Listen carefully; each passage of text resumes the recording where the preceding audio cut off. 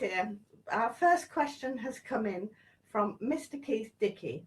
He says, along with using one of your excellent How I Ride DVDs, what's your advice for getting up to speed on a circuit that you're not familiar with? Well, with or without the guide, one of the first things is obviously learn the shape, i.e. what's coming up next. Is it left? Is it right? Basic positions in track before you attempt to put any speed into the job.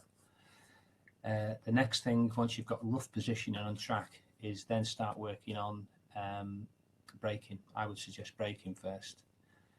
Try to keep things consistent where possible. If it's possible, accelerate at maximum, and if it's possible, if the bike's upright in the straight line, brake as hard as possible. So you're going from full throttle to full brake, and straight away then you can start building reference points up. Obviously, start them points well out of the corner. If it's a braking reference you're looking at, start well out of the corner, and if you're finding it easy enough just to get to the corner, of course you start shoving things up. So simply put is learn the shape of the track, get rough positions in the track, and then start working on reference points. Try and, even when you're going steadily, try and drive hard and brake hard, so it's going to be more realistic, as opposed to rumble around at sort of running in pace, and then try and go fast, and then start all your reference points all starting to sort of get all mixed up. That's kind of the way I do it generally. Drive hard as quick as you can. Okay, Mike, that's fine. Can you tell me, is it still looking as though it's live on screen? I can see myself moving about, yes. It's 2 minutes 37, it says on the screen. Okay. Matt Lane says, hey, Mike, with track temperatures still really low, I'm seeing a lot of debate about running wets on a dry track due to low temperatures. Wet tyres on a dry track, obviously, to generate heat, I suppose. What tyres would you recommend for this time of year? It's a real tough one, this, because race tyres, if you can keep them hot, they're probably the best tyre to run. But the problem is the temperature variance between the tyre temperature and the ground temperature. You invariably struggle to get the tyre hot or keep the tyre hot, and you end up with cold tyre, which is the usual story. So people put wets on. Now, wets aren't designed to run in the dry. The reason people use it is because it's a softer compound, and it's kind of a part of a solution to the job. Another way around it is think about, well, what tyres would you use? What other tyres could you use? And to be honest, and it sounds strange, using a road tyre. The reason I say that is the road tyres have a lower working range, temperature range, and they're designed to sort of work straight out the box at a lower range. You won't have the movement you will have as with a wet, because when a wet starts to get up to temperature, it'll start sliding about and skidding about anyway. It's a tough one. If it's really, really cold, on my BMW, I just put my heated grips on and trundle around and try and keep it upright. But the honest answer is, if there's any moisture about, of course, go with the wet. But if it's bone dry but just bloody cold, you can run, if you can get them, you can try intermediates. That's another possible solution, but don't mock somebody who's running a road tyre. That's a good option. Okay.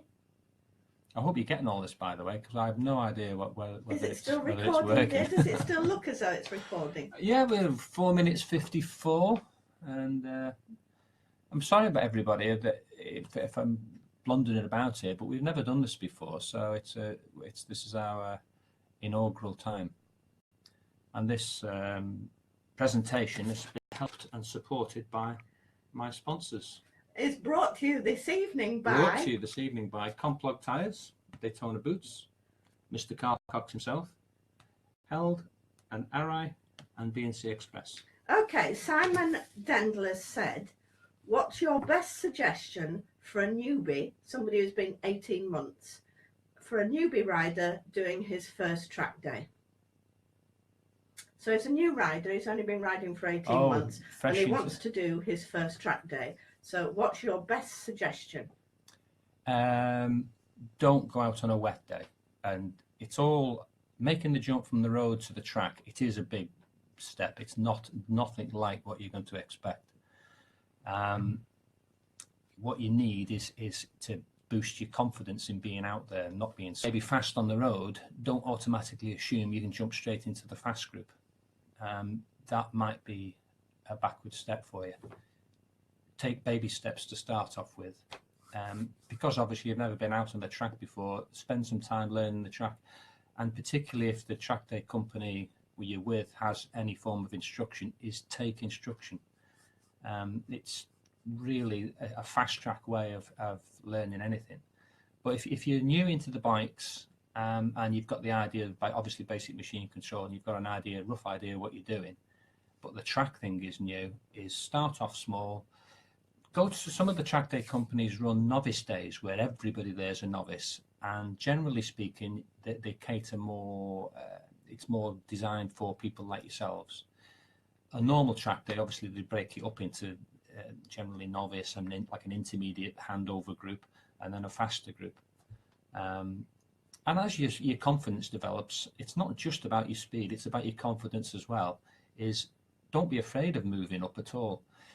Sometimes when you're out on track, you're better off being the slowest person in the group because you don't encounter traffic. You are the traffic effectively, but you don't want to be desperately slow where people are coming past at loony speed. That can really, get people worried. So boost your confidence by going on a dry day. If you enjoy riding in the rain, fine, but it's fairly easy to fall over if you've only got road tyres running around on the racetrack. Next. Okay, so Ryan from Track Day Addict says, Ryan. Which 1000cc would you have if money wasn't an option?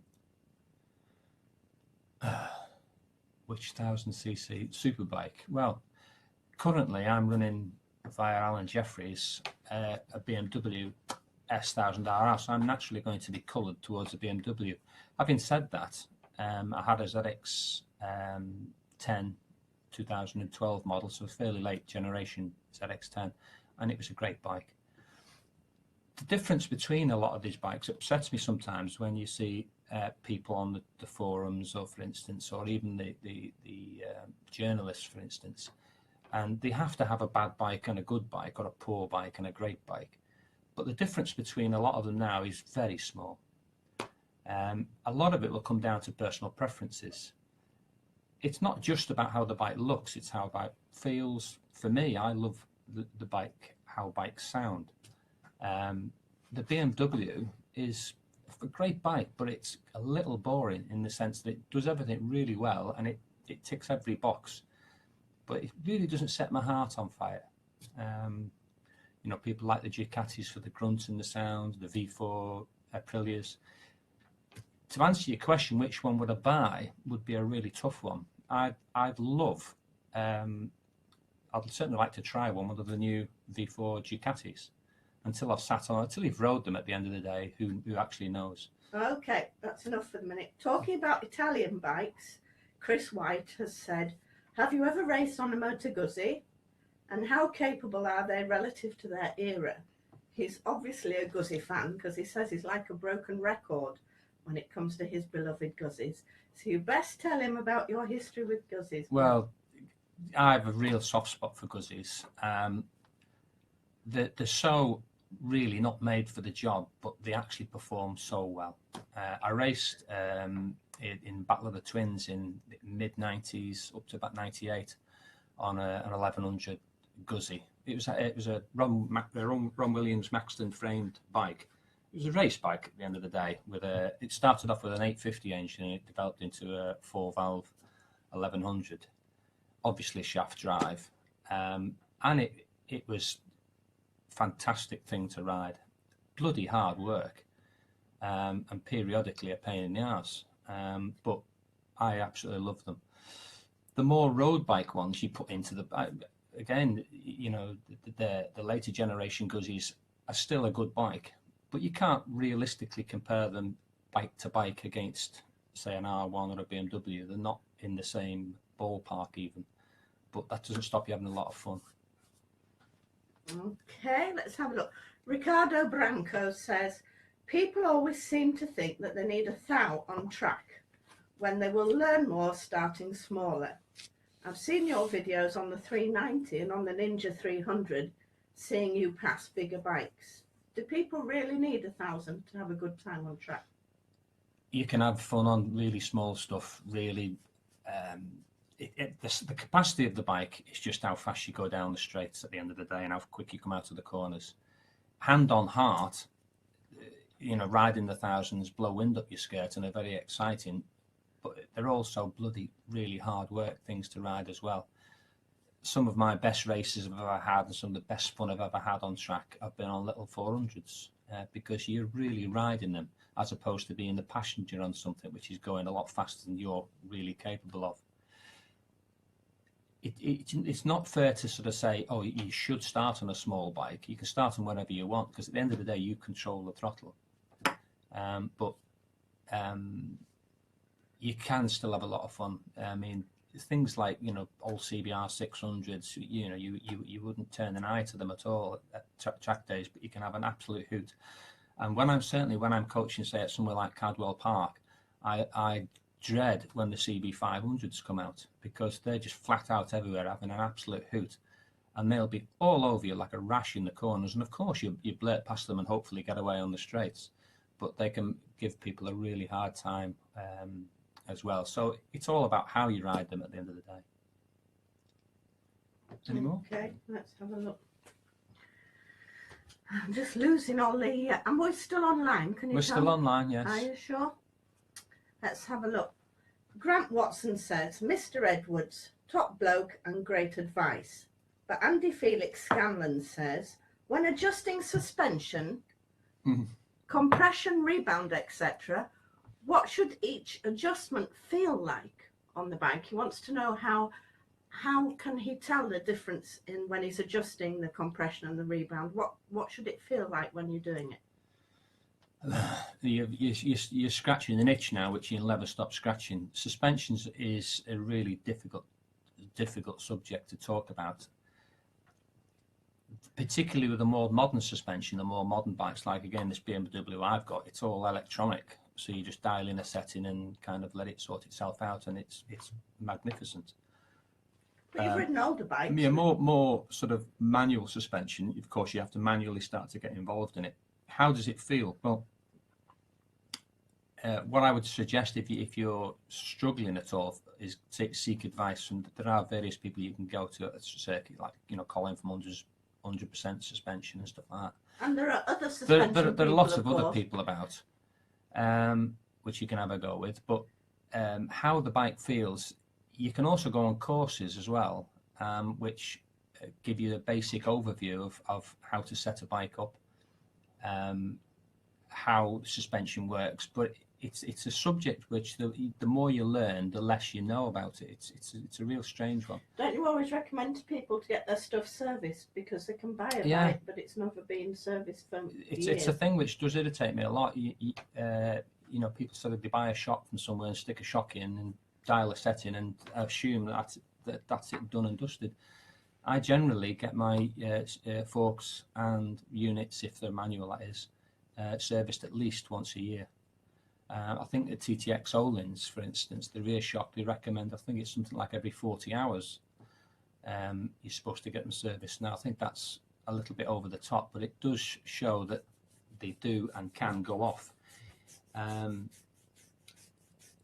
Finding a ballpark, if it's a road bike you're looking at and you've got road suspension in it, I'm not saying you can't bugger it up, but they're specifically designed to have a working range. And if you go from one extreme to the other, it's not that massive. The more modern electronic style suspensions, like the new BM and the R1 and that, for instance, you've got a million settings to go at, and you can very, very easily get lost. But you know yourself, you don't want the bike to be too hard. Having the bike like a race bike, so it's absolutely rock solid, doesn't work for everybody, and I'm not suggesting that's the way to go. And conversely, having a bike when it's in, for instance, in the wet and winding everything off isn't always the way to go. So seek advice, keep it serviced regularly, and when you do make an alteration, just do one thing at once and go and see what it feels like. It very much is, one click will maybe you might not be able to even feel that. So keep going and see how it affects the bike, as opposed to just one click here, one click there. If you've got to set the same bike as the guy next to you, you maybe copy his settings and see what his settings to you feel like. But everybody's different, so find your own settings, I would suggest. Oh, and write it down. The amount of times you start mulling about and think, oh, which way did I go with that? And you can very easily get lost, so write stuff down. Okay, Barry Horn says, do you exercise to keep fit, and does it make a lot of difference when racing? Truth is, you should really exercise. You should do a little bit of fitness. If you're an unfit sort of guy, you'll probably have to do a bit more work at it. If you're naturally sort of fit and lean, you might not have to do as much. But I've worked with, raced with, coached people who are super fit guys. 20 minutes into the session are a mess. I've also coached and worked with guys who are clearly very unfit but survive very well. A lot of it is about how you look after the body, how you ride the bike, being nice and relaxed and smooth. You're not burning loads of energy. And being bike fit. You can go to gyms and work yourself into a frazzle in the gym. The best exercise you can do is riding the bike, because all the muscles that you need to be using, you're using. Okay, Jay Kearney says, do you work to a break point or to a tip-in point? And where are your eyes through the turn? So are you riding to a braking point or riding to a tip-in point? And where are you looking as you approach the corner? References are important. If you get any of my DVDs, circuit guides, you'll hear me rattling on about them quite a lot. You try to I try and maximise what I'm doing on the bike. I mean by that, if it's at all possible, I'm driving as hard as possible, and I'm driving to a point where I have to do something, either brake or ease back or something like that, and I can start to build up references on where I'm doing these things. When you're coming out of a corner, for instance, you try to get the bike sat up as early as you can, so you can get to full throttle as early as you can. Conversely, when you get to the end of the straight, you do the braking as late as you can to a point, but you've got to hand over to the braking into the corner itself. So the latter end of braking is about corner entry. I'm doing a video actually over the next week or three, which will hopefully explain braking a little bit better. But to answer your question, I do drive to points of reference. Where I'm looking around the corner, there's no point in looking where you're actually going, because you've already seen that. You've got to be looking where you want to go. For instance, a lot of people going round the corner, they're maybe right on the edge of their comfort zone, so they start to look straight ahead, and that's generally where the bike's pointing, but that's not where the bike's ultimately going to go once you go around the corner. So you're kind of always looking through the corner and looking where you want to go. For instance, when you're driving on the car or a bike down the motorway, for instance, if you look over in the fast lane or the slow lane, before you know it, you've drifted over there. So it's like a bit of target fixation. So look through and round the corner. Look as far ahead, to a point as far ahead as you can, because you've already seen what's directly in front of you. If you're in a group of people or there's loads of traffic about, I don't really look at the traffic. I've already seen them, and I'm using peripheral vision to see them. I'm actually trying to get on with doing what I want to do and looking where I want to go. So to answer your question as simple as I can is look through the corner and look as far ahead as you can get away with. And you often say that if you're almost crashing or if you've overshot a corner, that if you look where you want to go, it can quite often save the day. Well, yeah, in a panic scenario, a lot of crashes, an awful lot of crashes and run off the tracks are caused by giving up. And I mean by that, for instance, you're running down into a corner, you've gone really hot into the corner, and the first thing which goes in your head is shit. Sort of thing. So the favourite one is sit up and see if you can stop before you get to the end of the end of the tarmac. Most situations, you might get rid of a shitload of speed, but you're almost certainly then going to go off. And if there's gravel there, the chances are you're going to fall over. Right at that point where you're making the decision to like sit it up and brake, I would suggest a lot of times, if by simply dumping the brakes and giving the corner a go on a closed throttle, you're going to run round the majority of the corner, and just before you get off the track, then sit it up. But the chances are you've made so much more of the corner, you might just get away with it.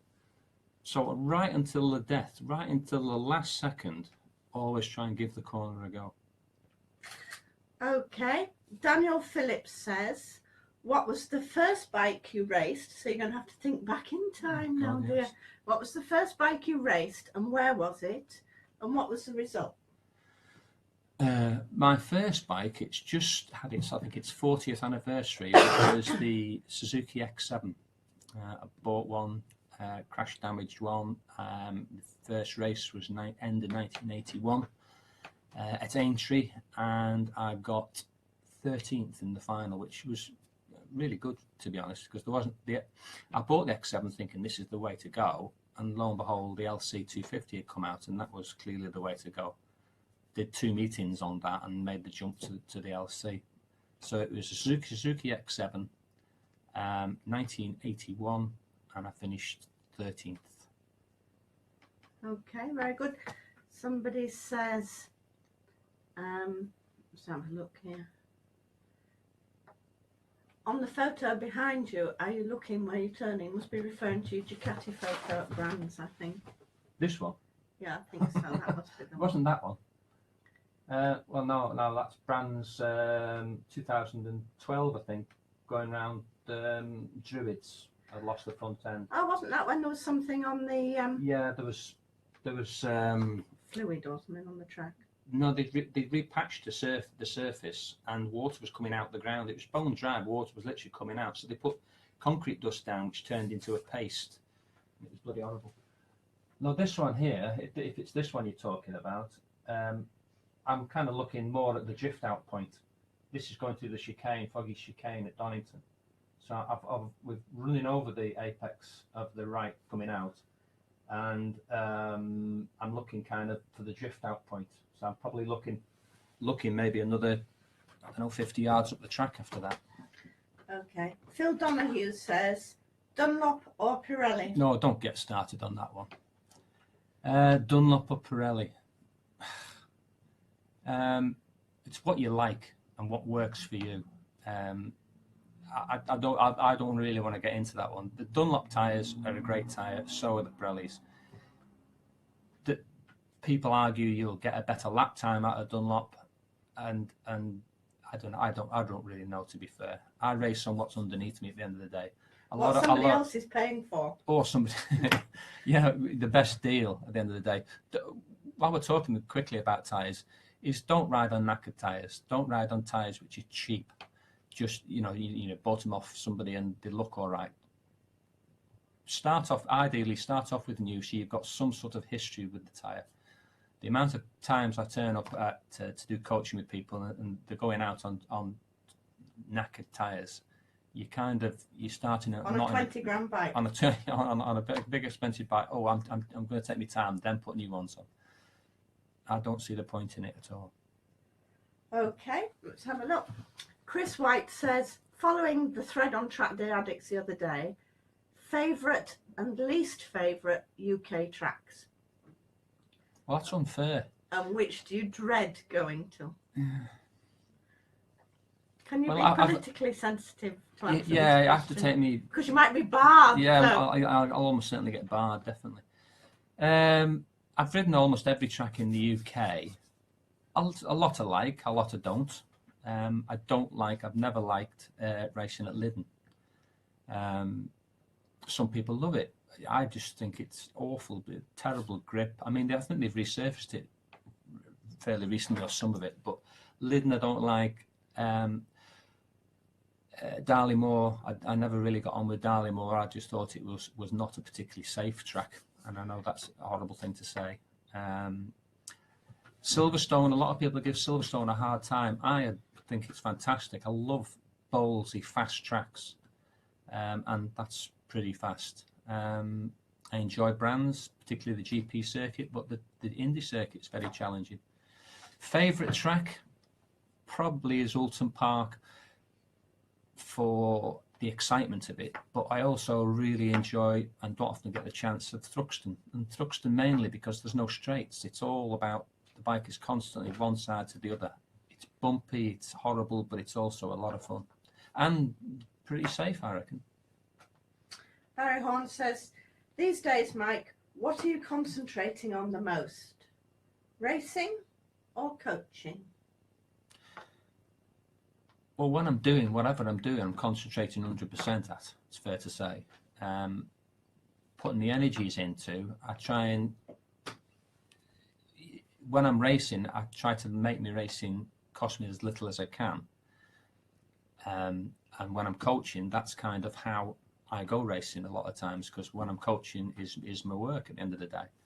So you've got to, like anybody in life, you have to really make sure your work is covered to cover your bills, etc. Focus and balance, it's like a work-life balance, I suppose, isn't it? You've got to figure out what comes first. At the end of the day, I've just come back from a couple of weeks in America, and I'd love to just go around touring the world and racing at all the racetracks and that. And if I win the lottery, you won't see anything but a pair of exhaust pipes. I'll be gone. But until that happens, I'm afraid we all have to go to work. So, answer your question is, my coaching kind of comes first in the sense, but I always make sure I can do the racing I want to do. As it were, I allot time for the racing, I get my schedule sorted out, and then fit my work around it. No, that's opposite to what I've just said, but I make sure I have enough work to cover my racing. You've also made a decision about coaching this year in the UK. Yeah. Not before the 1st of April. Yeah, I'm not doing any coaching this year until April 1. In the UK? In the UK, until April 1 has come and gone. Mainly because you can never guarantee the weather, but generally speaking, if you generalise, the weather's usually pretty shitty through February, through March, and often even into April. But it's getting better all the time. There's no worse than at Cadwell Park, for instance, or anywhere. Customers spent a lot of money. Customers spent a lot of money with us. You're trying to give them a good day. There's water running down your back. You're freezing cold. And I remember one young lad I was at Cadwell Park with. It was 2 degrees. It was sleeting. We were going slower and slower and slower. Hands frozen to the grips. You stop learning and stuff like that. So I made a decision, line in the sand, April, before I do any coaching. But that's only because you like to give good value for money, and you feel that if the customer's having a shit day, you have a shit day. Yeah, I like to enjoy my work, and if I can see the customer isn't enjoying it, I'm not enjoying it. I like to give 100%, and not only from my input, but from trying to give as much value for money. And I feel on a horrible wet day, you really struggle with that, because when it's racing, you whether it's wet or dry, you have to go your 100%. But when you're coaching, learning, developing, and of course you've got to practice stuff in the rain as well, but it really takes the edge off it. So a nice dry day is obviously the one to work for. Okay, Glenn Harrison says, good evening. I'm out to Cartagena at Easter. What tips have you got for Cartagena, bloke? Oh, and Matt Thompson's going as well, so there's a big gang of them going. So what tips do you give them for Cartagena? Cartagena, it's the most, I know it sounds odd this, but it's the most UK circuit in Spain. It's odd that, and it's a thing to say, but it's quite true. I always think like it's the most familiar circuit that you go to on the Spanish calendar anyway. Advice: take it steady to start with. Learn about track position more than anything there, because there's quite a few sections after the first long loopy turn, which is what you call it, turn 2 and 3, and go through the chicane. There's long looping sections where it's really difficult to work out kind of where you're going, where the track's going, where to brake. It's a really tricky one. It's not slow either, and you've got blind crests. So if you're there for 3 days, certainly spend the first day just learning where you should be on the track. Don't try and go fast at all. Once you've got an idea of what's coming over the blind rises, where the curbs are going to jump out and grab you, start to put a little bit more pace into it. Bits where you can see where you're going and are fairly obvious, like you drive over the line to turn 1, you can go straight away for it. You're working on your braking points and your reference points, and start to build them up. When you come back in, make some notes of what you've thought of it. Even learn sections of the track at a time. Learn the first bit and then just ride round till you get to the start of the lap again, then learn section 1 again. So break it up into sections, as opposed to try to get the entire lap in one go, because motorcyclists, and me included, have only got little tiny brains and we can't take in that much information. So basic track position, build up reference points, steady to start with, and take it from there. Have fun. It's a great track. Gary Bradshaw says this is a question that comes up quite a lot from people, because people go to track days together as a group of friends. And Gary says, there's a group of us doing similar times. Could you work with a group of us, or do you prefer one-to-one? No, one-to-one really is the only way to do it. I've tried groups, I've tried pairs, husbands, wives, mates, groups of 2, 3, 4, whatever. Out on track, it's virtually impossible to keep a group together. You're sort of wasting your time, unless you're just kind of parading around showing them basic lines and things like that. But once you actually start to put pace into it and develop, the one-to-one thing it works much better. An example is, if, let's say, for instance, you get 6 sessions in the day, and one guy says, okay, I'll have the first 3 sessions, and the other guy says, I'll have the other 3 sessions. The first guy gets an evaluation session with me. We start to work on something, then carry on developing it, and give him the final 3 sessions of the day to practice what we've briefly talked about.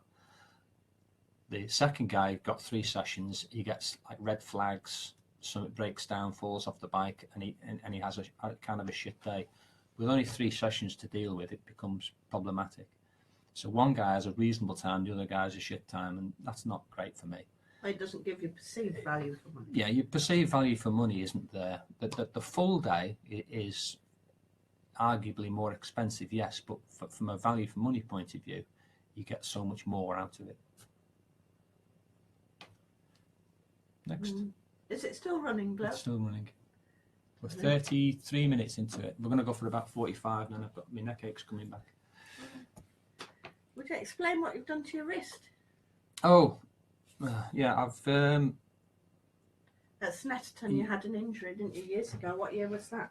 Yeah, I've broke my wrists loads of times, and this one's been playing up for a while, but I sold my ZX10 in December, and when I delivered it to the chap down in Worthing, getting it out of the van, the handlebars went slightly to the side and my wrist twisted, and problems developed in my wrist now, and I've had to wear this wrist support because there's a ligament is ruptured or something in my wrist, plus there's a bone growth in my wrist too, which I'm going to have over hopefully next week. Yeah, but that's a bit boring. What I actually wanted you to tell them was about how you originally broke your wrists at Snetterton when you were riding for V&M at BSB. Oh, well, yeah. Well, so tell the story. Well, a quick one. I'm great with my stories, I know. 1996 it was, I think. We went out in qualifying, racing for V&M Supersport 600. I was on pole position fairly early in the session. I was about nearly 3/4 of a second clear of the group. I came back in, sat in the garage waiting for, just looking at the time, keeping an eye on the television and stuff. Very comfortable. Jack Valentine was team manager, and he was hopping about, sort of saying, get out there, go faster, go faster. And I says, well, to be honest, Jack, I'm not really that worried. I'm not going to get knocked off the front row, so I'm happy where I am. So he kind of said, get out there. So I kind of lost my cool a little bit, I suppose, and went out there and was riding around, sort of trying to go faster or not really concentrating 100%. It's changed the corner now. The right-hander onto the back straight used to be a 90-degree right-hander called Sears. It's now Montreal, which is like a weird hairpin thing. Anyway, coming out of Sears, the bike high-sided, and I come down and broke both my wrists, and it kind of knackered me ear up, that really. So that's how I think that was where the second year you were supposed to go to the TT, and because you'd been lined up to go to the TT a couple of times, and then you had these weird accidents just before. It was that was the first. Straight after that meeting, we were supposed to go to the Northwest and then on to the TT, and with obviously doing both my wrists, that knackered both of them really. And the following year, I broke my back before going to the TT, and then I never got there really. I think you took it as one of those unwritten signs, didn't you? Yeah. My dad says to us when I was getting ready to go in '98 for the TT, he says, do you really think you should go? Is somebody trying to tell you something? And something came up and we decided not to go, and I never went. Hey.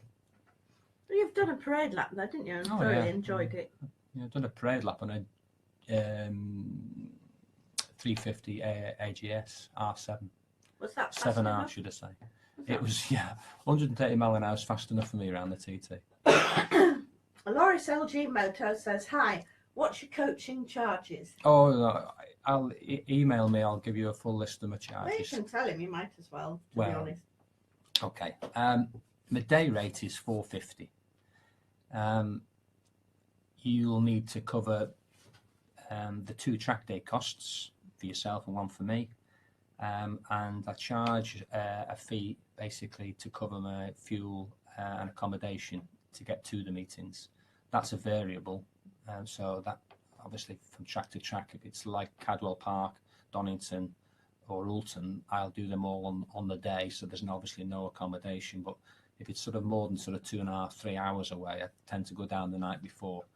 And my days of sleeping in vans are history, so I find a local B&B, and obviously that goes into the charge. So it's $450 plus the 2 track day costs, plus a variable fuel charge, really. If you're coaching at Knock Hill, it's obviously more expensive than going to Oulton. Yes, somewhere like Knock Hill or Brands, it's 5 hours drive minimum, and a lot of fuel and a night out sort of thing. It's all costs, aren't they?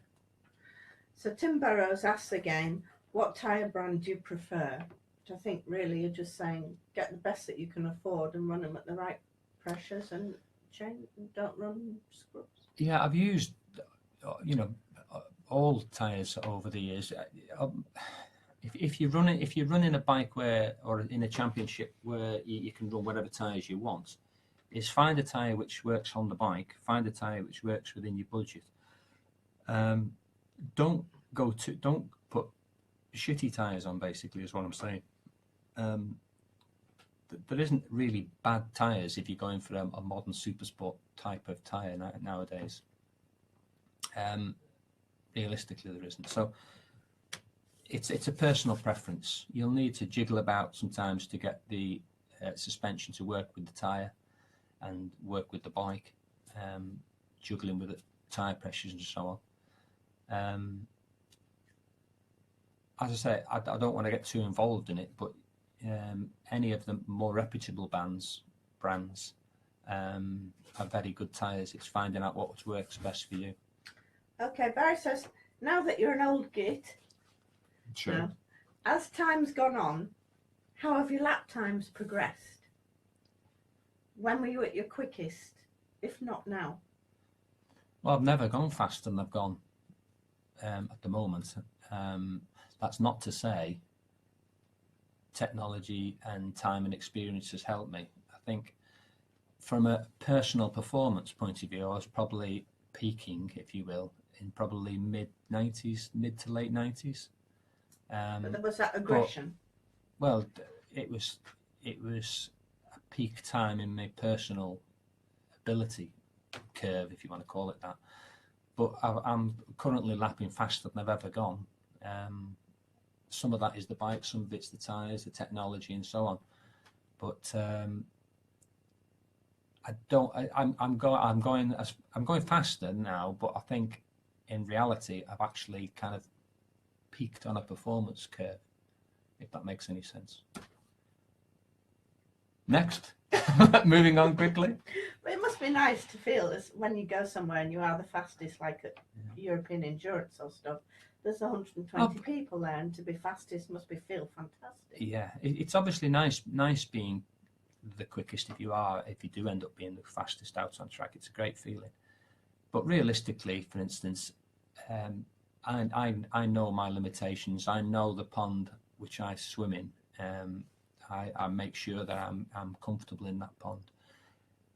I mean, I've had opportunities to go and do GPs and World Superbikes and stuff like that.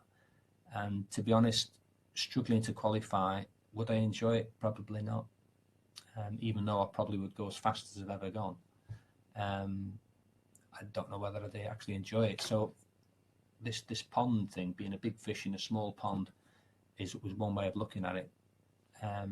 But you know, still at world and European level, you can still mix it. Okay. Damien Eggington says, for a complete novice, it feels like a minefield. Where's the best place to start? I'm presuming that Damien's talking about racing. I don't know if he's talking about racing or track days. For a complete novice, well, perhaps you should give us a bit more information. Yeah, Damien. need a bit more info on that. Have you got a road license, or? If you're talking about making the jump from road to track, or whether you do track days and you want to go into racing, which bike, which championship, where should you kind of aim your boat? You do need a bit more information.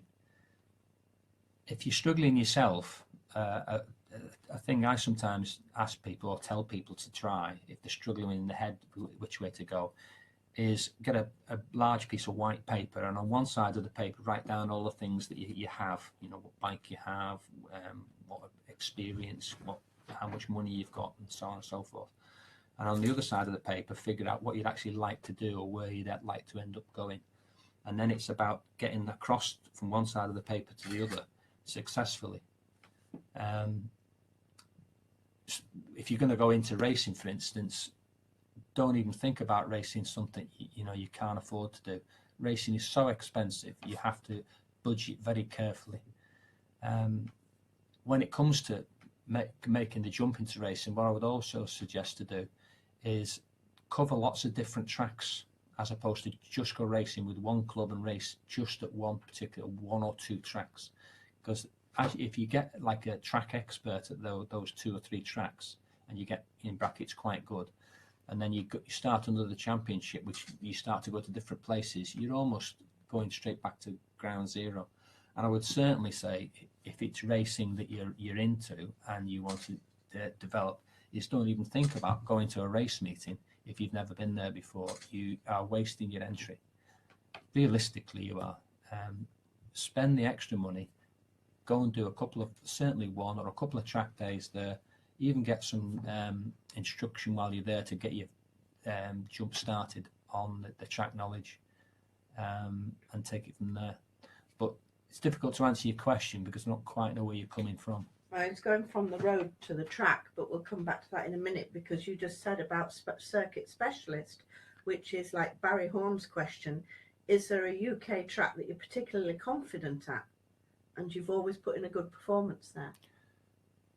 No, I I go pretty well almost anywhere. It's about where you feel confident at the end of the day.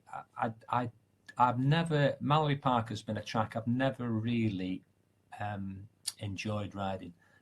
I've gone well there, I've won races and stuff, so it's not like I can't do it or it's going to hold me back forever.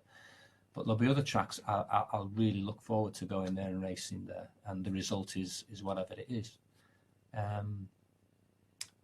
Don't get too worked up about not going to tracks or going to tracks. Bogey tracks, yeah. Work through that. I mean, from a coaching perspective, it amazes me how many people struggle with, say, left-hand bends, yet they go around right-hand bends, the same shape, but one goes left, one goes right. And they seem to struggle around left-hand bends, and then other people will struggle around right-hand bends and work great around left-hand bends. It's one of those weird things that they've got it in their head that they can't do it. So you need to get over that psychological boginess. Which is interesting because Jim Callahan says, when coaching clients, because it's bound to be a common thing, what is the most common thing that you work on to help them go faster? So can you think of something that crops up all the time, or with most of the coaching people? Is it your Les Dawson piano thing? Yeah, Les Dawson, all the notes not necessarily in the right order. It does amaze me how many, or the percentage of people I come across who are a lot better than they think they are, and can go an awful lot faster than they actually are travelling. It's about putting the pieces or playing the right notes at the right time, putting the pieces at the right places, and so on. The most common thing I come across people doing is effectively braking, not so much too early, but over braking. So they slow down too much at tipping point. And if you can exaggerate that, at the tipping point, they then open the throttle and almost accelerate into the corner. Now, there's going to be the odd time when that works, but if you generalize, the worst thing you can do going into the corner, going towards the apex, is open the throttle. And that's one thing I try and work on a lot with people, is identifying where the apex or the slowest part of the corner is, and all the slowing down, whether it's from the first time you shut the throttle and start to brake, all the slowing down is to that point, and then accelerating from that point. So people's worst attributes often are braking not so much too early, but braking too long and getting rid of too much speed, so their entry speed into the corner is too low. The problem it generates there is they try and get round it by going fast round the corner, and then they're carrying too much angular lean, which the next thing it runs into is they can't open the throttle coming out the corner because the bike's on its side for too long. So there's variables which you've got to write into it, which make it, there's not one thing at all. A lot of people get hung up about body position. It's one of the things which really burns my head out. Body position, it's very much a personal thing. You look at old school riders, you go back to the days of like Mick Doohan, Kevin Swantz, people like that. If you didn't know who they were and you were looking at pictures of them riding, you'd say, what the hell are they doing on the bike? Randy Mamola was another guy, he looked like a limpet on the side of the bike, his leg half hanging up. Very, very strange. They were like world champions. So that weirdness didn't actually hold them back. It was just what they did on the bike. You look at other riders, people like, I know that we're going back in history, think people like Will Hartog, if people can remember Will Hartog. He was a big, tall, gangly Dutch rider. And he hardly hung off at all, realistically. So your body position, people get worked up about. And again, I'm doing a video about that in the not too distant future. So body position, early braking. Another one which doesn't happen all the time, but it does amaze me, is how many people don't actually use full throttle. And that sounds ridiculous, I know. But on these modern superbikes, they do charge so well that people open the throttle as much as they think they've got the throttle fully open. And it's not. The bike's, of course, revving out, hitting the rev limiters and stuff. So they assume that they've got the throttle fully open, but it's not on the stop. And on the dyno sheet, it might say 190 horsepower, but it's only 190 horsepower if it's on the stop. So often I'll be following them on the same bike and be kind of part throttling, and they're revving it around to the rev limiter, because I've got mine on full throttle and I'm accelerating it behind them. They're revving out, but with only sort of, say, 3/4. So there's lots of little things, and it's a lot of it is about perception. People's perception of what they think they're doing is also often not exactly completely opposite, but what they think, oh, I'm crap on the brakes, and they're actually not crap. They're just doing it slightly wrong, or like I said before about braking really hard, late, over braking. They've got to release the brake, and that will make a huge difference. Hope that answers your question. Okay. Graham Mel Wilson says, do you have to get used to a bike before you start putting in good times, or do they all ride the same? Because like if you look on the wall behind you, there's loads of different bikes that you've raced there, from classics to modern to super bikes to two strokes, whatever. But Graham says, do you have to get used to a bike before you start putting in good times? Ultimately, yes. You have to know what it's going, not only what it's capable of, what it's going to do. Some bikes feel awful when you first start riding them, and then the harder you push them, it's all the pieces start to fit and it starts to work. Other bikes feel fantastic when you first ride them, and as you start to go fast, they start to tie themselves in knots. So it's discovering what bikes can and can't do, and what you can and can't do on them. Over recent years, I've been doing a lot of classic racing, and the classic bikes, some of them are bloody awful things to ride. It doesn't stop you going fast on them, but you've got to ride them in a very much a different way. The weight distribution on classic bikes is very different. They carry an awful lot of weight on the back wheel. So you can use the back brake an awful lot more. In fact, you have to, because the brakes are crap anyway on a lot of them. Where on modern bikes, modern super bikes, for instance, you barely, if ever, touch the back brake. So it's learning what the bike can do, what you can do on the bike, and sort of semi-predicting what's going to happen. But it's an experience-based thing. So the simple answer is you have to learn about the bike before you really put pace into it. You'll feel confident on the bike straight away sometimes if the bike does tick the boxes. But again, I've rode some bikes which when I first rode the bike, I thought, my God, this is dreadful. And then once I've got over it and pushed that hard... would be the Offenstadt. No, that was dreadful. And it will always be dreadful. But yes, you do have to learn the bike. Okay.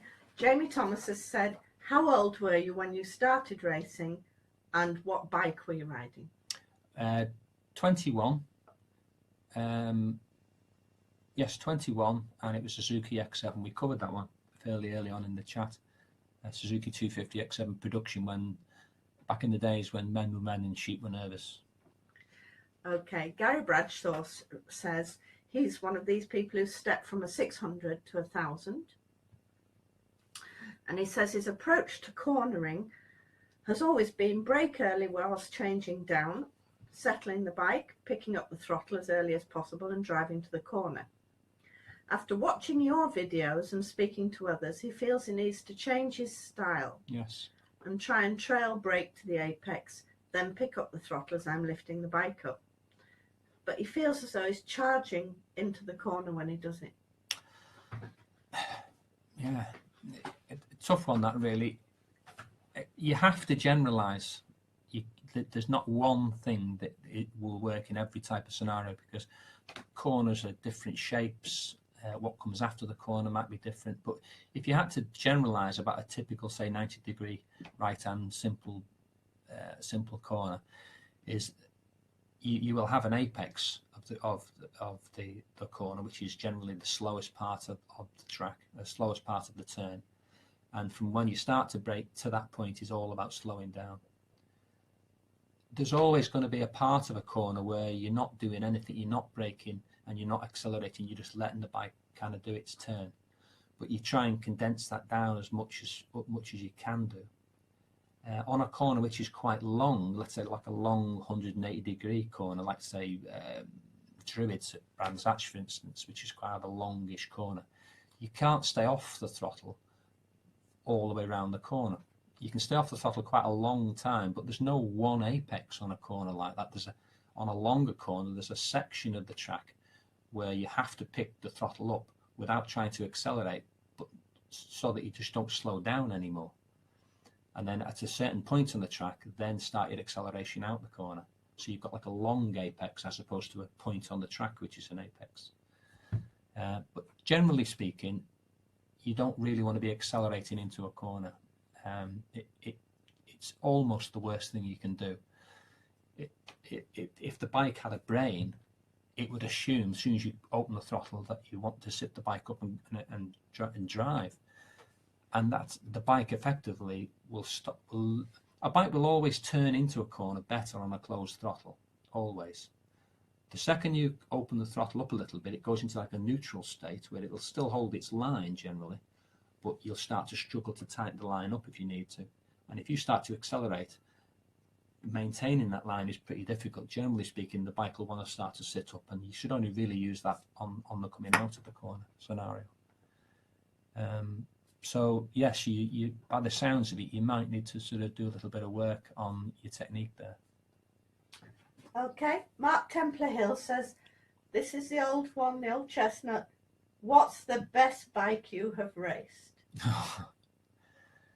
Best bike I've raced probably is, I don't know whether it's on here, a Rock 500 Yamaha. Oh, it's behind you, down there. Oh, it's down here, this one. I don't know whether you can see that. Me and Phil McCallan at Macau.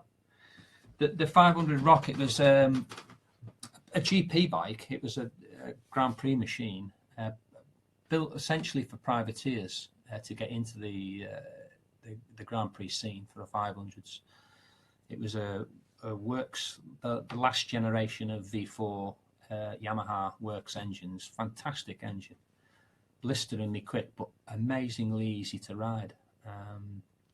You could ride it up to sort of 95% like a road bike. It was fantastic, but getting that last little bit out of it was kind of the bit which bit, because of course there was the only electronic thing on the bike was the kill switch. There was wasn't even a quick shift, nothing.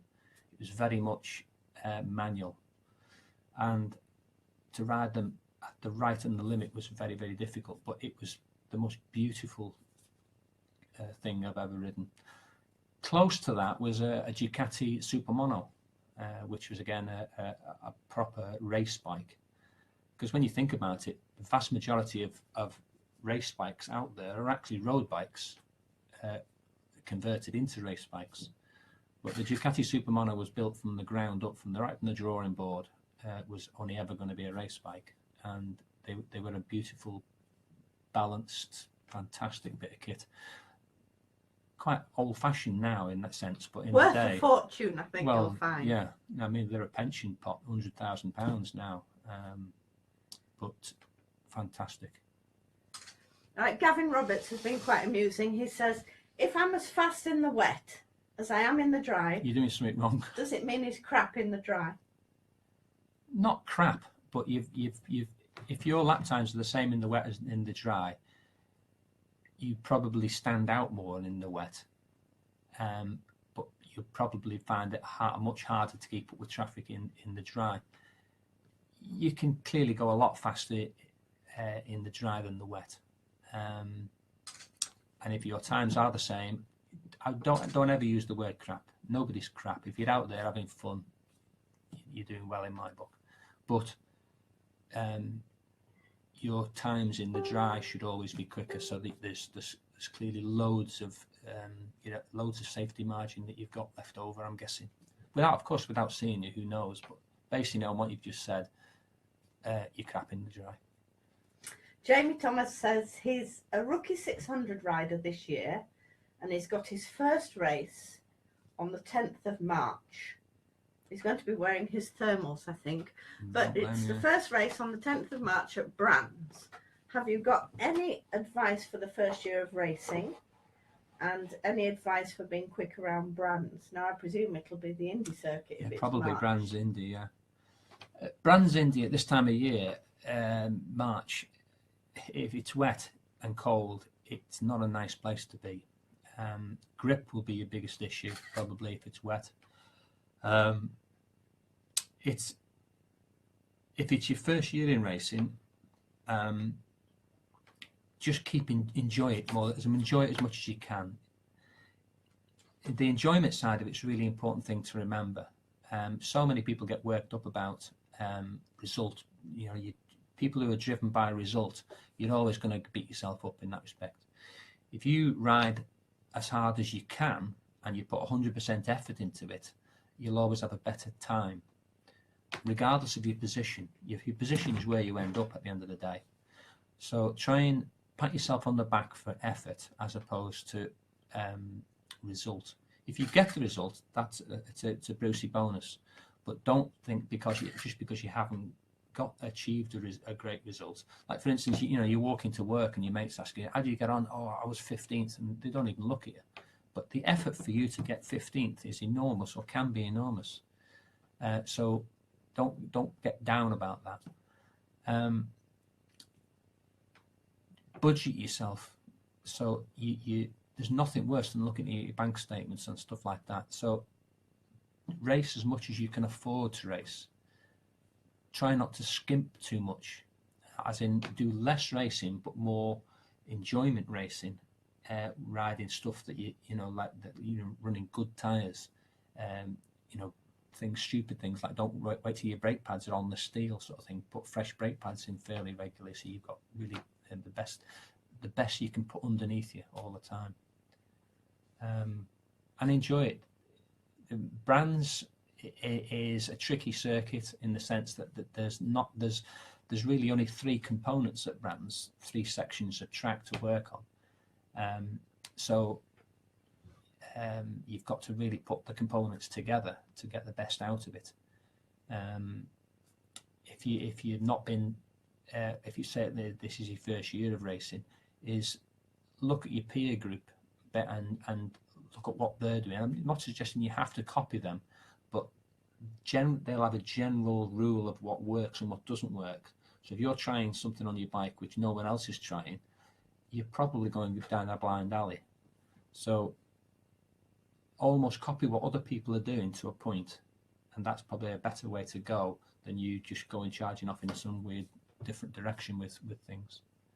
This is an interesting question from John Lewis, because of course I know the answer to this one. He says, did you ever use mind games with the opposition while racing? Yes. If so, what is your most successful? And there's a couple of these, aren't there? There's psychological damage. What do you call it, where you I think it was you and Duffy's, and you brake checked him, I think, at Alton Park, wasn't it? No, brake checking is it's a horrible thing to do to people. It's British super sport. You're all mad ex-murderers, weren't you? You can do a lot of damage to people psychologically before you even set out on the track. Is looking composed and feeling confident. Of course, if you're on pole, you're coming from a position of strength anyway. But there's lots of mind games you can play. I can always, there's simple things. You can be in the holding area, sort of waiting to go out, and you look down at somebody's bike, and you go, and then look away. Instantly, they'll think, what the fuck's he looking at, sort of thing. Or you'll squeeze the brake and you go, do you like it like that? And it does people's head in. You're not being naughty or you're just inflicting this psychological edge over people. So yes, psychologically you can do a lot of damage. And a bit like the photo of Phil at Macau.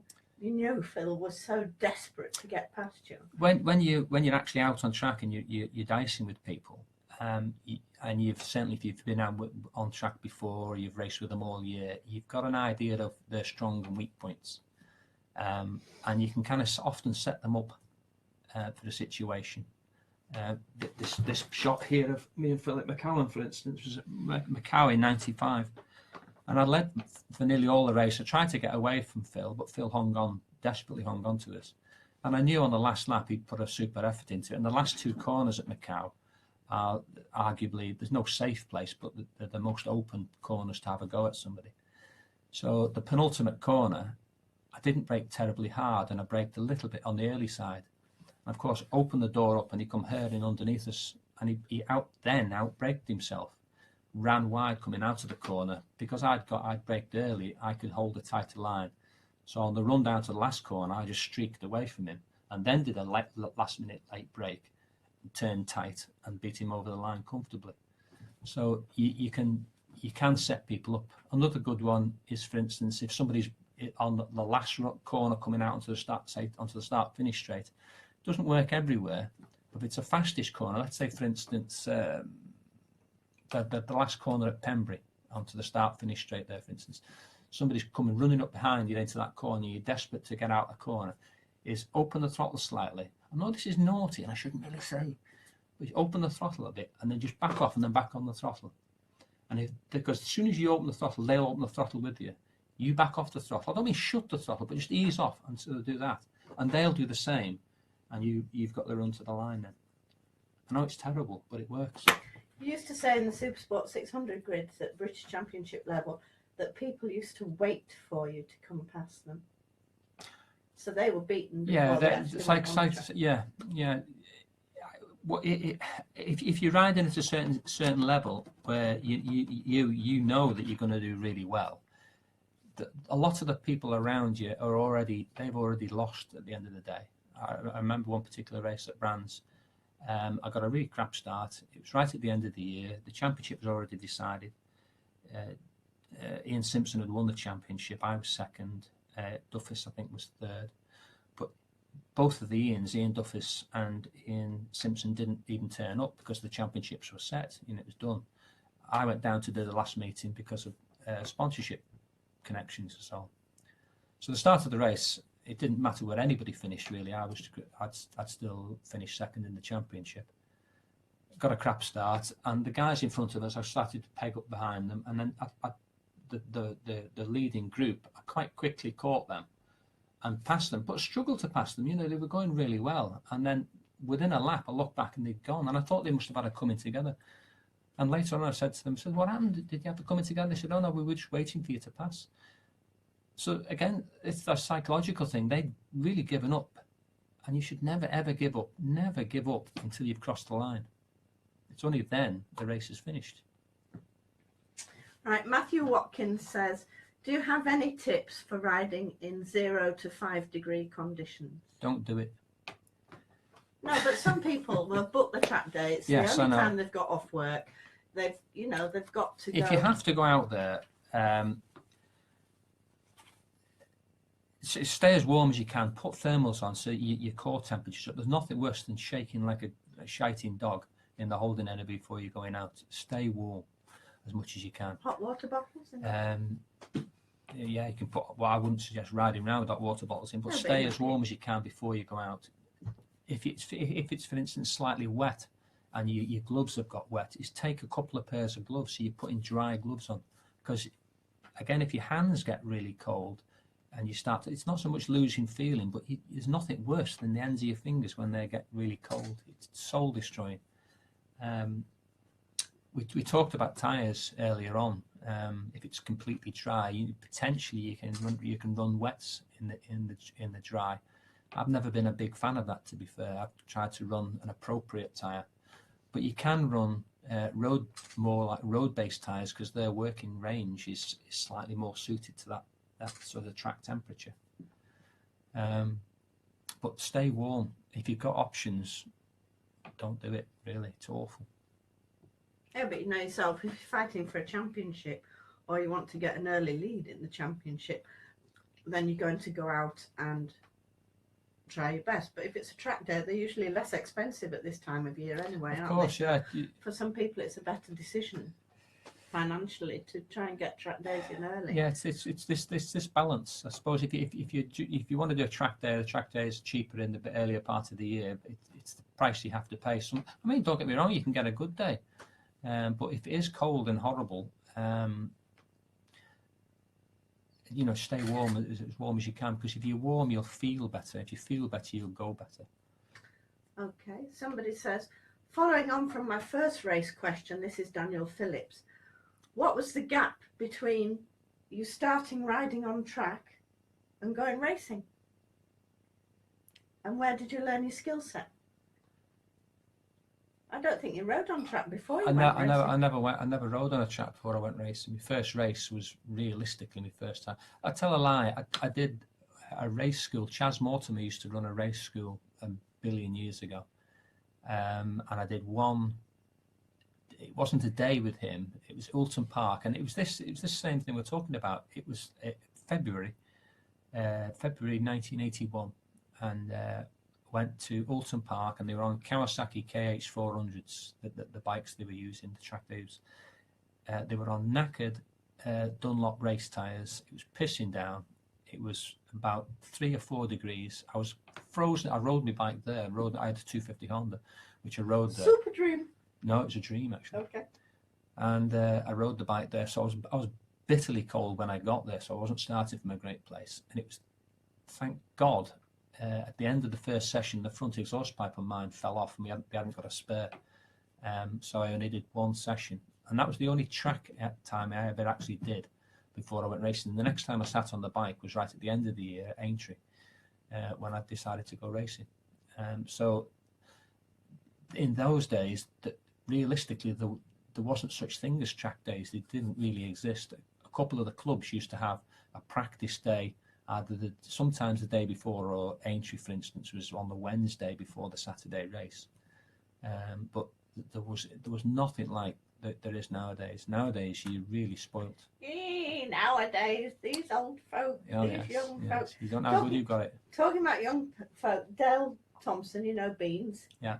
He says, would you consider taking on a young protege? It's something you do get asked quite a lot. I get asked quite a lot about this, and I've been asked several times to actually do it. You struggle with it? I struggle with it, to be honest. It's a tough one, really, because there's certain people who I would like to work with, and there's lots of people I definitely wouldn't want to work with. And to be honest, it's not until you start working with someone that you have to actually discover whether you genuinely like them or not. Whether I could take it in the neck off some little Herbert who's wants to sit in his little whizzy round chair in the garage and wear his shirts and his glasses and all the rest of it and look like a GP racer. Whether I could deal with the concept of that, I don't know. You just think of the money? No, it wouldn't matter to me about the money, whether they're paying us £1 gazillion or I was doing it on my own back. I don't know whether I genuinely like it or not. I enjoy racing with the team atmosphere, like the endurance racing. That's a different thing completely, because I'm kind of a focal part of that. Whether I could sit behind and actually, I suppose I could mentor someone, come along and give words of advice, and then leave them to it. But whether I could run my own team is a completely different issue. But you've had problems in the past where you see when somebody asks your advice, and then halfway through your answer, you see they actually switch off. Yeah, that's quite true. Sometimes when you are imparting information, and that you can see in their eyes they've just stopped listening to you. And I know I'm not the most dynamic voice guy in the world, but when I'm talking about something, generally I know what I'm on about. And when I can see that these younger people, and it unfortunately is younger riders who have this attitude, it really turns me off. But to be fair, it's not 100% age. I mean, I've worked with more mature riders who don't listen, don't want to listen, know it all.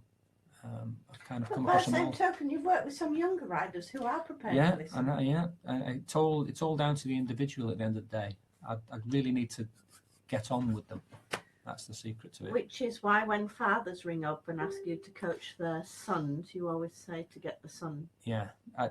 When somebody approaches me about coaching and it's for somebody else, the conversation more or less ends there, because the person who is going to receive the coaching really has to want the coaching. If you're trying to impart information to somebody who is not on your page, not really listening, not so much doesn't understand but doesn't want to understand, you're wasting oxygen.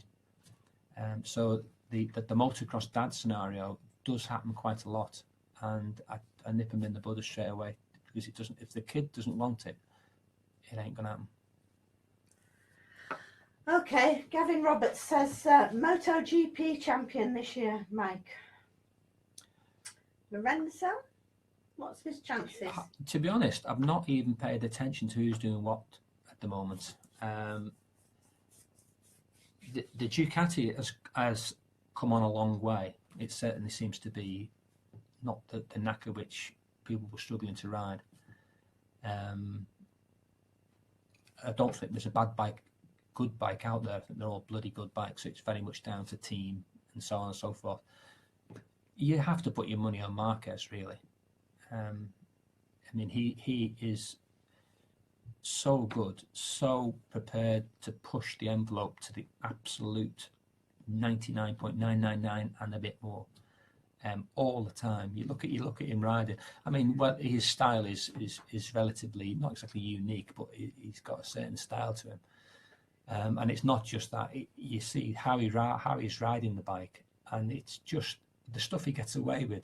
I sometimes wonder how, we all do, how the hell has he manage to do that? He's in a permanent state of crashing, but getting away with it. And to go faster than him, you have to go faster than that, and can you? So, yeah, I'd put my money on Marquez again. I think it would be a safe bet. Do you think he still gets job satisfaction? Oh, yes. I mean, the money's in the bank. With several £1 million coming in, you get job satisfaction. No, but you know yourself, No. you don't just do stuff for the money. How old is he? 23, 4? He's a kid still. So, he could stop now and wander into something else. So, of course, he's having a ball. Okay, somebody wants to know, how did you choose the other voice for your sat-nav? I mean, for your ventriloquist act, Mike. How did I choose that one? Yeah, the me. Yes. Referring to. Well, she chose me. That's a long story. We're not going to go into it at this point. However, Too much information. Too much information now. Yeah, somebody asked if you fancy being in a managerial role. Not really. Within a race team, I would. I've worked with teams, and I've worked in teams and rode for teams long enough to know it's not the bed of roses which you sometimes see. Politically, you can get all wound up within a team. There's an awful lot of animosity sometimes within a team. It's not all team spirit sometimes. I would really have to think about it seriously, getting involved with anybody. I mean, I have been asked to run teams and to mentor and work within teams, and I don't know whether I'd like it or not, really, to be honest. Just like I like riding bikes and I like doing my own thing. Okay. Yes, We're going to wind it up shortly, so another couple of questions and then we'll call it a day. Have you ever, oh dearie me, it's so fantastic, because I know that you want to say things, but of course being so politically correct Get like on you with are. it, get on Show with your it. sponsor sign again while I read this question out. Sponsor This sign, evening's sponsor sign. entertaining, yes. Have you ever really disliked another racer? Oh, yes. If so, Who? Did I know that was coming or not? Yes, there's been several people I've genuinely disliked. I've never hated anybody. Hate's a really bad thing. I've had moments with certain riders where I've wanted to rip their head off and shit down their neck. But I don't generally. I'm not that sort of person genuinely. But I've sometimes got very cross with people. Thankfully, it's blown over. I've never fell out with somebody forever. But yes, I have fell out with people, a few people. is it usually on track? It's nearly always track related. I've met riders who, over the years, because I've been racing 36 years, so I've seen a lot of riders who started with me and have come and gone, and other riders halfway through my career which have come and gone. So I've seen rises and falls in people's careers and so on. And even people who, I wouldn't say started below me, but started behind me and ended up going on to more wonderful things. And of course, like anything, you sometimes meet them coming back down. And very often they can be different people. Now, I'm not mentioning names here, but there aren't many people who, to be honest, who have come from, should we say, humble beginnings and gone on to be genuine superstars and are still the same person. It's got to, and it must affect you. And I've seen the negative side of that. But yes, I've fell out with people. But it's never forever. I mean, young Philip and I, we had a proper spat at Mallory Park many years ago, 95, I think it was. Well, I think it started earlier than that, though. I think it was Alton Park started it off. Didn't he say you knocked him off first? No. That was Colin Gable. That. No. Oh well. Anyway, there was a few people I've had spats with, but Philip, we had a spat at Mallory Park, and he ended up with it's a he said she said thing. But basically, he took us out going into the hairpin, and I marched off back to the paddock waiting for him to come in, and I was going to again rip another hole in him, only to see him cartwheeling down the track, having binned it going around Gerrard. So I thought, a bit of kudos there, definitely. But Philip's such a lovely bloke, you can't fall out with him. He might be a plonker sometimes, but we all are, aren't we? We all have our moments. Yes, there will be some people who think you're a plonker too, aren't there? Oh yes, definitely. Alan Cathcart, he thinks you're a plonker. Yes. I mean, I've been on the other end of the stick. I mean, I have had collisions with people, should we say. None of them are intentional. You never go out there with the intention to crash into people, but sometimes you do. And you have to hold your hand up sometimes and say, yes, that was me, mate. I'm sorry. And of course, some people will fall out with you forever over that one. None of it is ever intentional, but it does happen. Okay, Jamie Tegg says, what are you racing this year mostly? Are you going to be around the UK much or abroad? No, mostly abroad this year. I'll be racing TZ350 Yamaha with Beals Roberts in the ICGP. We've got 5 rounds. I think there's one in the UK at Donington. I think it is. No, I don't think it is. I think there is one in the UK. I think it starts at Paul Ricard, Hockenheim, Oschersleben. Yes, I'm racing a TZ350 at the end of the day, which I raced and won the European ICGP Championship last year. So talking about racing as an old person, Adrian D'Souza says, physically and mentally, how long could Rossi continue riding at the top level? Is it realistic that he could get to 50 and ride at MotoGP? No, I don't think so, to be realistically.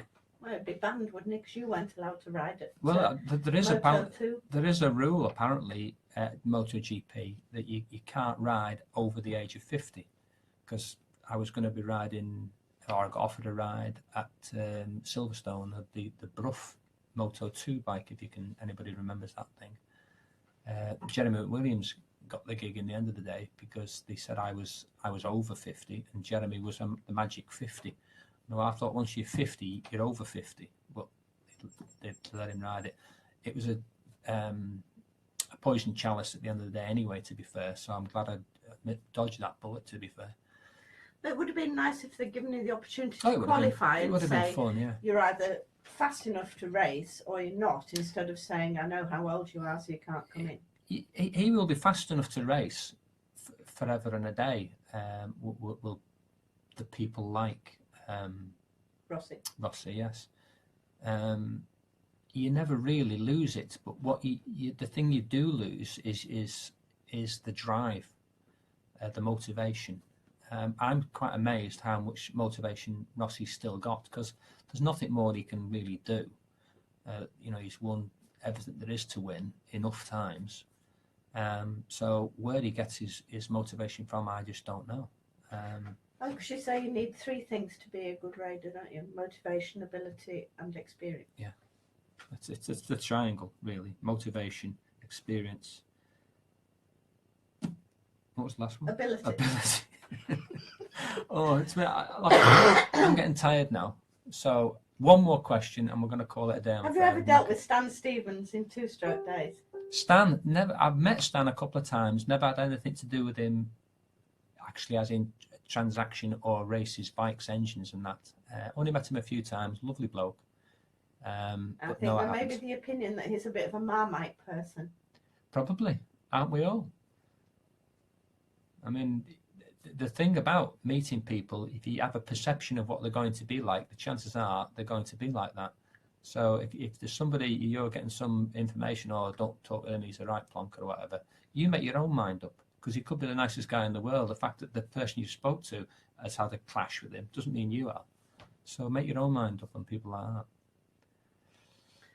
Well, So have you enjoyed it, Mike? I've enjoyed tonight. I'm a bit knackered now. We'll do it another night. What? I'm talking. Yes, I'm buggered. Where's my brew anyway, woman? And yes, we'll do it another night. I'll try and get through some of the questions another time, and Yes, get back because in the touch chap with you asked soon. again about cold. What? A chap asked again about wet tyres on cold tracks, but I think it was just a repeat question. Possibly. So perhaps once it gets saved, it might be on Track Day Addict, so people can watch it again, and then the lawsuits can just flood through the letterbox. Yeah, for all the don't mean sue me things for you've any. said about anything. Don't sue me for anything like Yes. this. So I try my best, and it's all a personal thing. It's very much what I do is the way I do it, and what I do is it works. So what can I say? So last question: has family life ever made you think about giving up racing? No. They do say though that genetically you're blueprinted to change once you've had children. It's quite true. Statistically, it's proven that once a person has bred, i.e., they've got procreated, that's the correct word, has produced children, it does affect them. It didn't with me. I started racing through British Championship and had children and carried on and acquired wives along the route, and it's part of it. And of course, it's very difficult to go racing if you say your partner doesn't like the job. I mean, it's really hard work. But if she does, or they do, or he does, whatever floats your boat. But no, personally, it's never affected me. But I think it's a financial consideration for a lot of people. If you're at work and you get injured and you can't earn. Oh yeah. I mean, it's again a big subject, really. But in a nutshell, for me, it's always been a case of I keep racing because I enjoy it. When I stop enjoying it, I'll stop doing it. It's quite as simple as that. Okay, thank you. And a final word for the sponsors while you click Yes, your live. final word. Thank you for my sponsors who I couldn't do this without, and for the people who are coming into racing, is try and attract sponsors. Look after you. If you do get a sponsor, even if they give you a packet of crisps, look after them. Talk to them. Send them emails. Tell them how you got on, and keep the ball rolling with them, because you just don't know where it's going to come from. Okay. Good night.